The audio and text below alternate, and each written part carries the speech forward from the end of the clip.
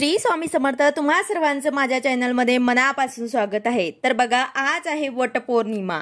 आज संध्याकाळी आपल्याला एक दिवा लावायचा आहे। तो कुठे आणि कशा प्रकारे लावायचा आहे ते मी तुम्हाला आजच्या व्हिडिओमध्ये सांगणार आहे। व्हिडिओ पूर्ण बघा जेणेकरून तुम्हाला संपूर्ण माहिती मिळेल। जर तुम्ही चॅनलवर नवीन असाल तर चॅनलला सबस्क्राइब करायला मात्र विसरू नका आणि व्हिडिओला लाईक करायला मात्र विसरू नका। तर बघा, आज वटपौर्णिमा आहे आणि त्यातल्या त्यात शुक्रवार पण आहे। तर हा उपाय तुम्हाला नक्कीच करायचा आहे, कारण खूप महत्त्वाचा दिवस आहे। आज संध्याकाळी न विसरता आपल्याला हा दिवा लावायचा आहे।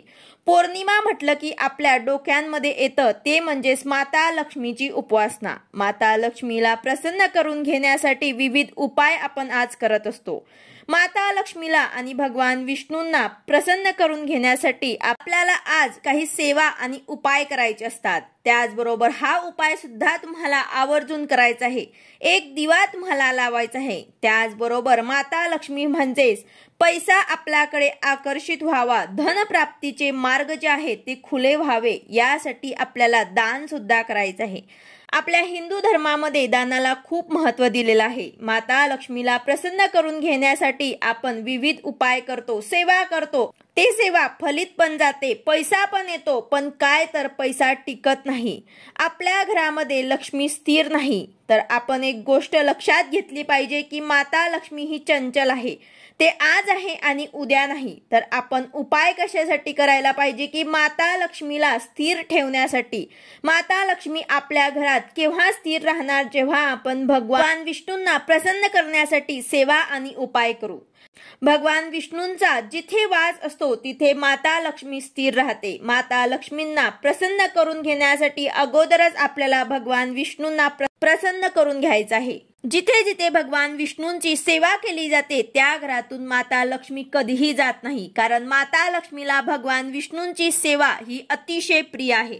तर यासाठीच आपल्याला आज संध्याकाळी पिंपळाच्या झाडाखाली शुद्ध गाईच्या तुपाचा एक दिवा लावायचा आहे आणि तो दिवा तुम्हाला संध्याकाळी म्हणजे दिवे लागणीच्या वेळी आपल्याला हा दिवा लावायचा आहे।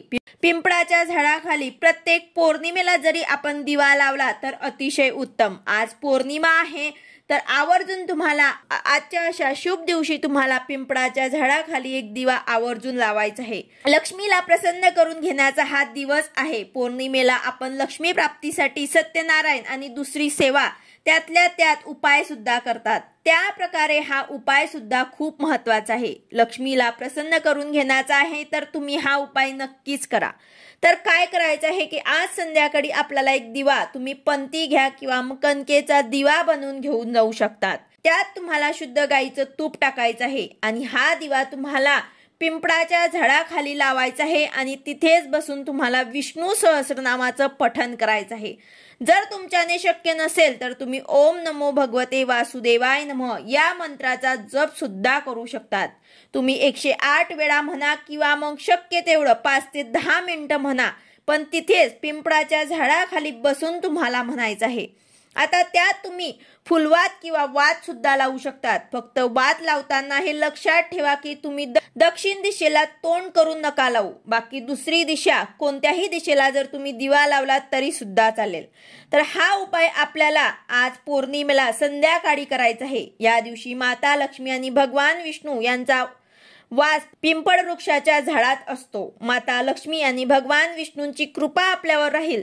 कितीतरी अडलेले कामं आहेत, आर्थिक प्रगतीसाठी, लक्ष्मी प्राप्तीसाठी, प्राप्त लक्ष्मी स्थिर राहण्यासाठी आपल्याला हा उपाय करायचा आहे।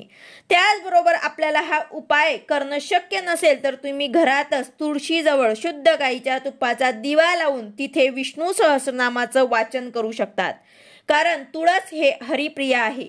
त्याचबरोबर जर तुम्हाला हेही शक्य नसेल तर तुम्ही आपल्या घरात देवांसमोर बसून तुपाचा एक दिवा लावा आणि विष्णू सहस्रनामाचं पठण करा। त्याचबरोबर श्री सुक्ताचे पठण सुद्धा तुम्हाला करायचं आहे, कारण हे लक्ष्मीला आणि विष्णू भगवानाला प्रसन्न करून घेण्याची सेवा आहे। त्यातल्या त्यात आज पौर्णिमा सुद्धा आहे तर आपण ही सेवा नक्कीच केली पाहिजे। अशा प्रकारे तुम्ही हा उपाय आणि सेवा करायला विसरू नका। आजचा दिवस खूप महत्त्वाचा आहे ही सेवा आणि उपाय करण्यासाठी। तसेच आज सर्वांनी वटपौर्णिमेच्या पूजेसोबतच संध्याकाळी सत्यनारायण सुद्धा करायला विसरू नका।